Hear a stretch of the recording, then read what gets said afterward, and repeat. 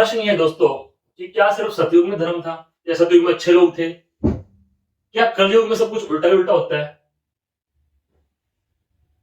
लेकिन इस प्रश्न से पहले जो प्रश्न ये है कि धर्म अधर्म क्या है और इन दोनों की उत्पत्ति होती कैसे है।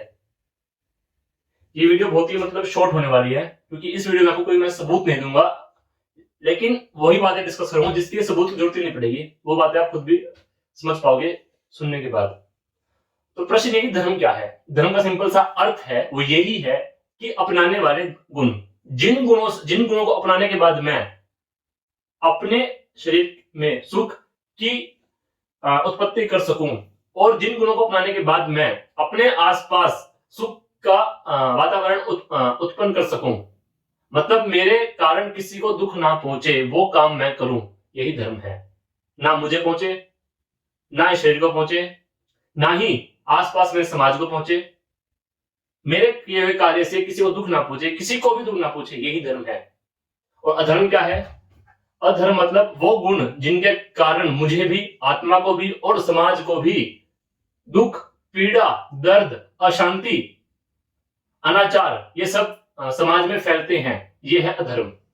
इतनी बात आपको समझ में आ गई होगी। इसमें किसी भी संप्रदाय या किसी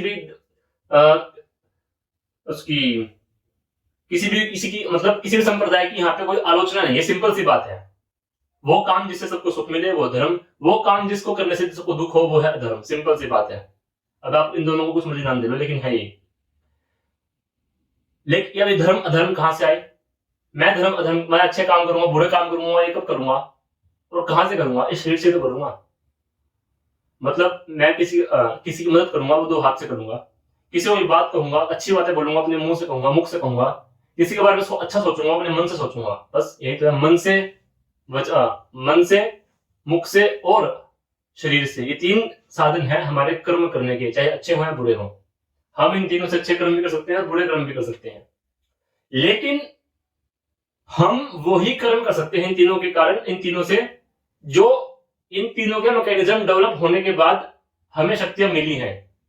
मतलब जो इनका प्रोसेस, जो इनका मैकेनिज्म है डेवलप हुआ है, उन्हीं के कारण हम कर्म कर रहे हैं। ये बात सब जानते हैं और मानते भी हैं, इसमें कोई डाउट करने वाली कोई बात नहीं है। क्या हम वो कर्म कर सकते हैं जो इस शरीर के रूल्स के अपोजिट हो? नहीं कर सकते, नहीं कर सकते ना।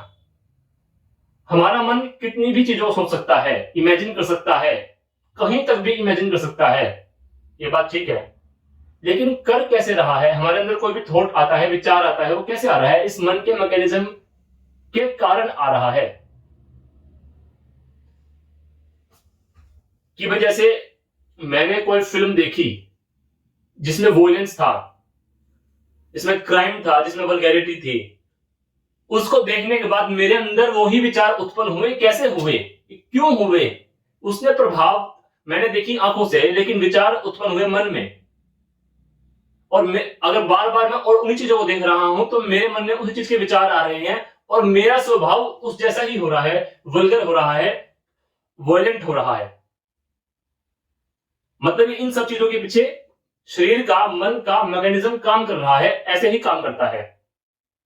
अगर मैं कोई ऐसी फिल्म देखूं जिसमें शांति की बातें हैं, जिसमें परिवार की बातें हैं, जिसमें ऐसी बातें हैं जिनको देखने के बाद आंखों से आंसू आ जाएं, प्यार की बातें हैं, या ऐसी बातें हैं जो हमें दूसरे इंसान के साथ एक रिस्पेक्टफुल तरीके से बिहेव करने के लिए हमें बताती है, तो उस चीज को मैं बार बार देख रहा हूं, 100 बार, 200 बार, 300 बार, बस उन्हीं चीजों को देख रहा हूं, उसी कंटेंट को पढ़ रहा हूं, तो मेरा स्वभाव धीरे धीरे वैसा हो जाएगा।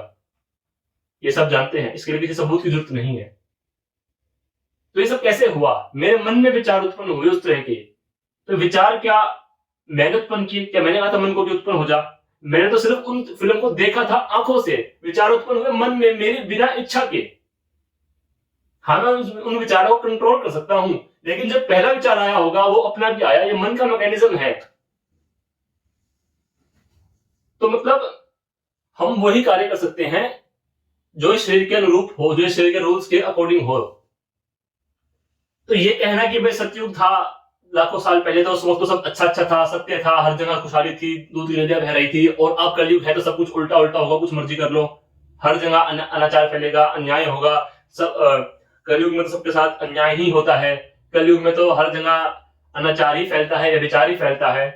तो ये दोनों बातें क्या कह रही है, ये बातें क्या कह रही है, भाई तुम कर्म कुछ मर्जी कर लो, होगा उल्टा ही, मतलब होगा मेरे हाथ में दुखी इस कलयुग में। तो इसका मतलब कर्म फल सिद्धांत तो यहाँ पे टूट ही गया। और जो इस काल में, इस कलयुग में, जो पिछले 100-200 सालों में जो पूरी दुनिया में लोग पैदा हुए इतने महान महान, चाहे फिर वो भगत सिंह हो, चंद्रशेखर आजाद हो, अब्राहम लिंकन हो, बेंजामिन फ्रैंकलिन हो, निकोला टेस्ला हो, या कोई भी ऋषि हो, महर्षि हो, उनका होने तो व्यर्थ ही हुआ। मतलब जो उन्होंने किया सब उल्टा ही होगा फिर तो, अगर ऐसा ही है कि कलयुग में सब कुछ उल्टा ही होता है। तो ये बातें दोस्तों व्यर्थ की है, इरेशनल है, अनसाइंटिफिक है। बात सच्चाई ये है, सत्य ये है कि भाई जब इंसान का शरीर है ना, जहां भी है, कहीं भी है, तो वो अच्छा काम भी कर सकता है, बुरा काम भी कर सकता है। जो पक्का ईमानदार है वो बेईमान भी हो सकता है, और जो बेईमान है वो ईमानदार भी हो सकता है। ऐसा कुछ नहीं है कि जो अपने जीवन के शुरुआती दिनों में ईमानदार था वो बाद में अपने जीवन के आखिर तक ईमानदार ही रहेगा, ऐसा जरूरी नहीं है। और ऐसा भी जरूरी नहीं है कि जो अपने जीवन के शुरुआती दिनों में बेईमान था वो अंत तक बेईमान ही रहेगा, ये भी जरूरी नहीं है। ये डिपेंड करता है ज्ञान पे, डिपेंड करता है बुद्धि पे, विवेक पे। अगर मुझे ज्ञान है भाई, जो मुझे ज्ञान है कि भाई मैं वो काम करूं जिससे मुझे सुख मिले, आत्मा को सुख मिले, और मेरे काम करने से किसी को दुख ना पहुंचे, पीड़ा ना पहुंचे, तो मेरे द्वारा किए गए सारे काम कैसे होंगे, अच्छे होंगे, धर्म मतलब धार्मिक काम होंगे। एक शास्त्र की भाषा में धार्मिक काम होंगे और नॉर्मल भाषा में अच्छे काम होंगे, क्योंकि मेरे कारण किसी को दुख नहीं पहुंच रहा, या एटलीस्ट सुख ना पहुंचे, दुख तो पहुंच ही नहीं रहा। लेकिन मुझे सब ज्ञान ही ना हो और मैं अपनी मनमर्जी करता रहूं और मुझे फर्क न पड़ता हो किसी को दुख पहुंचे या सुख पहुंचे, मैं तो सिर्फ अपने सुख की बात करूंगा, सुख की बात नहीं करूंगा। मैं सिर्फ उन्हीं सुखों की बात करूंगा जो मतलब सिर्फ फॉर अ सेकंड हो, मतलब क्षणिक हो, वो वास्तव में सुख ना हो लेकिन लगे सुख। जैसे कोई भी एडिक्शन है, ड्रग्स का एडिक्शन है, या अल्कोहल का एडिक्शन है, या सिगरेट का एडिक्शन है, ये जब आदमी इन सब चीजों में लगता है या शराब पीता है, कुछ भी करता है, तो उस वक्त उसे सुख की अनुभूति होती है, लेकिन वास्तव में वो अपने शरीर के साथ क्या कर रहा है, भविष्य में जो उस कार्य से परिणाम निकलेंगे उससे दुख होगा। तो सुख क्या है? सुख है दोस्तों कि जिसको करने से अभी भी वर्तमान में सुखी मिले और उसके परिणामों से दुख ना हो, सुखी हो। दुख ना भी हो तो, असुख ना भी हो तो दुख ना कम से कम तो ना हो। तो ये है अच्छे और बुरे कर्म। तो जब से इंसान की उत्पत्ति हुई है पिछले अरबों सालों से, तब से लेके अब तक, जब तक इंसान रहेंगे आगे भी, तब तक धर्म भी होगा, अधर्म भी होगा, क्योंकि ये दोनों काम इंसान द्वारा किए जाते हैं। और इंसान का जो करने कार्य है वो निर्भर करता है कि उसका अपने ऊपर कितना कंट्रोल है ज्ञान के द्वारा, क्योंकि ज्ञान होना ही पर्याप्त नहीं है। हम सबको पता है कि 4 बजे सुबह उठना चाहिए, लेकिन कितने लोग उठते हैं। हम सबको पता है कि जंक फूड नहीं खाना चाहिए, लेकिन कितने लोग अवॉइड करते हैं। तो ज्ञान तो हमें है, लेकिन फॉलो कौन कर रहा है? फॉलो वही कर सकता है जो अपने ऊपर कंट्रोल कर सकता है, जो बार बार उन चीजों को प्रैक्टिस करता है, और ये बहुत कम लोग कर पाते हैं। या फिर एक ऐसा टाइम फ्रेम होता है जिस वक्त उस काल में बहुत सारे लोग उस काम को कर पाते हैं, क्योंकि उस समाज में विद्या का स्तर ज्यादा होता है, क्योंकि उस समाज में जो बुद्धिमान लोग होते हैं वो अपने ज्ञान द्वारा बीच बीच में लोगों को उस चीज से अवगत कराते रहते हैं कि ज्ञान क्या है, अज्ञान क्या है, क्या करना चाहिए, क्या नहीं करना चाहिए। ये मैं किसकी बात कर रहा हूं? ये बात कर रहा हूं मैं महाभारत के टाइम से पहले की, जब राजा के ऊपर ऋषि होते थे, महर्षि होते थे।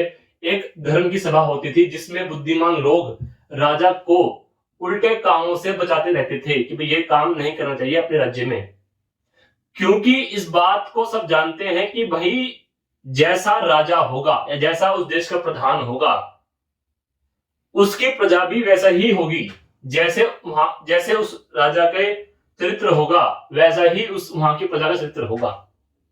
जैसे ही राजा वैसी प्रजा, और जैसा काम उस देश के, उस समाज के मुख्य लोग करते हैं, उसी का अनुसरण, उसी का पालन, उसी को फॉलो उस देश के नॉर्मल या आम लोग करते हैं। ये बात आज भी है कि हम बट अपने आइडल्स को हम देख के उनको फॉलो करने की कोशिश करते हैं। ये सब कॉमन बातें हैं, इसमें किसी सबूत की जरूरत नहीं है। तो जब रामायण के टाइम में रामायण के टाइम में धर्म था, तो उसका अर्थ ये है कि उसमें उस समाज का जो स्ट्रक्चर था, वो इस ढांचा था, वो इस तरह से था कि उस समाज के मुख्य लोग, बुद्धिमान लोग अपनी प्रजा को, या उस समाज के राजा अपनी प्रजा को विद्या से अवगत कराते रहते थे और उन्हें भटकने नहीं देते थे। क्योंकि इंसान का चित्त मन ऐसा ही है कि अगर उस पर लगाम ना लगा जाए तो वो भटकेगा, ये 100% है। और स्वभाव हमारा ऐसा है इंसान का कि वो गिरता जल्दी है और उठने में समय लगता है। मतलब अच्छी बातों को फॉलो करने में और उसको रूटीन में लाने में टाइम लगता है, बहुत ही ज्यादा डिसिप्लिन चाहिए। लेकिन उल्टी बातों की तरफ जाने के लिए हमें डिसिप्लिन की जरूरत नहीं है, हमें उसमें समय नहीं लगता, क्योंकि हमें शुरू में मजा आता है। ये कॉमन सी बातें हैं। तो इन्हीं जो मैंने आपको बात छोटी सी बात बताई है, यही आधार है धर्म का और अधर्म का। ये हमेशा है, हमेशा रहेगा। धर्म और अधर्म ये हर काल में है, हर समय है, हर समय रहेंगे। इन दोनों में से कोई भी नहीं मिट सकता कभी भी। धर्म भी रहेगा, अधर्म भी रहेगा। जैसे सतयुग में पहले, मतलब एक तो सतयुग है जो टाइम को डिफाइन कर रहा है, और एक सतयुग उस समाज को बता रहा है कि उस समाज का ढांचा एक सत्य रूप है। भीष्म पितामह ने महाभारत में कहा है कि सतयुग समाज में पिता के सामने पुत्र नहीं मरते, सबकी आयु दीर्घ आयु होती है, सभी 100-150 साल जीते हैं, रोगी कोई नहीं होता, स्त्रियों में व्यभिचार नहीं होता, फिर पुरुषों की तो बात ही क्या।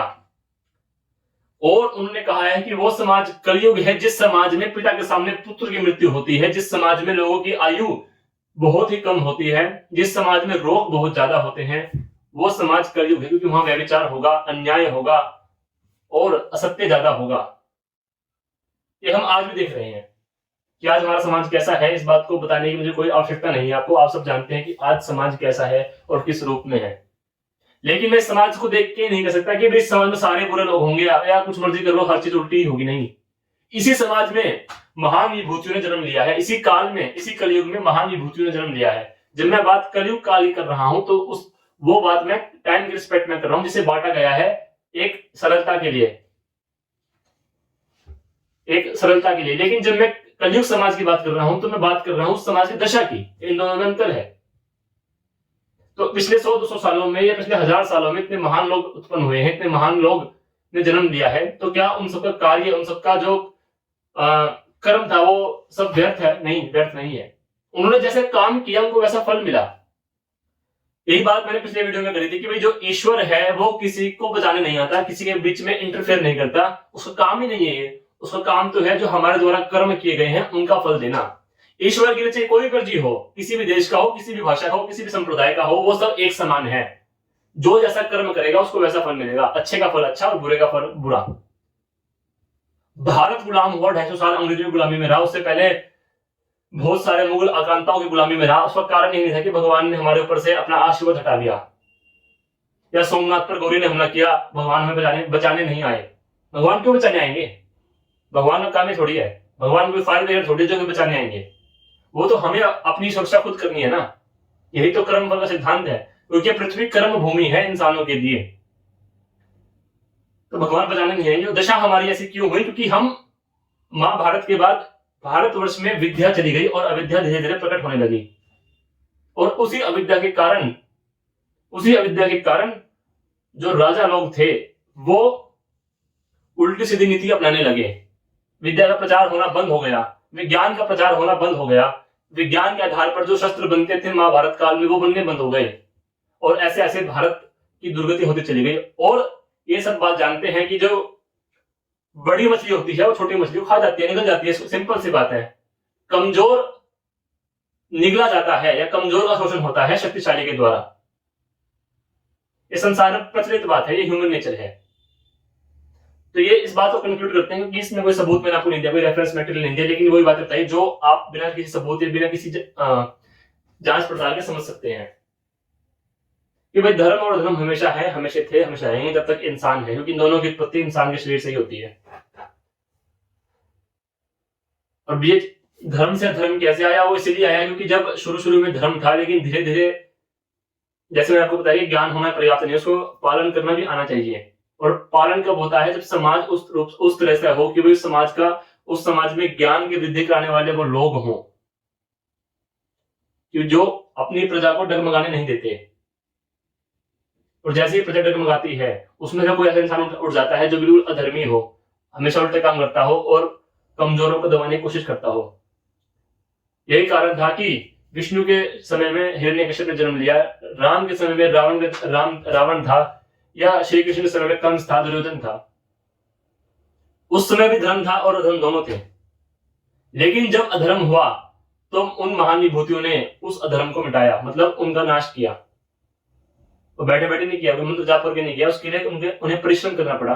राम को कर्म करना पड़ा, तब जाके रावण का वध हुआ। श्री कृष्ण को कर्म करना पड़ा, तब जाके कंस का वध हुआ। उन्हें कोई बचाने नहीं आया था और ना ही कोई अवतार लेता कि हमको अभी बचा लेगा, नहीं। ये कर्म भूमि हमारी है और हमें खुद कर्म करना होगा। तो यही था दोस्तों इस वीडियो में, छोटा सा एक ये वीडियो थी जो मैंने आपको बताने की कोशिश करी धर्म और धर्म के बारे में। इस वीडियो को यहीं कंक्लूड करते हैं, अगली बातें अगली वीडियो में करेंगे। धन्यवाद।